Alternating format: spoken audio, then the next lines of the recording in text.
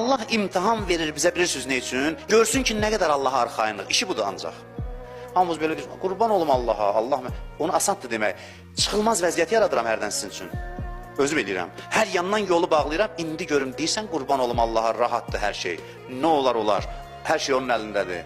Orada bilinir. Deyir, burada qəlbində xəstəlik olanlar şəkkə şübhəyə düşdülər. Bədgümanlıq gizli idi, üzə çıxdı. Nə bilək, bizdə var, burada oturanlarda yox. Elə bir şərait yaransa bilinəcək. O bədgümanlığı içdə saxlamayın ki, axır məqamda, çətin situasiyada o ki, deyir ona, görəsən nə olacaq? O deməkdir ki, sən Allaha inanmamısan. Sən bədgümansan Allah barədə.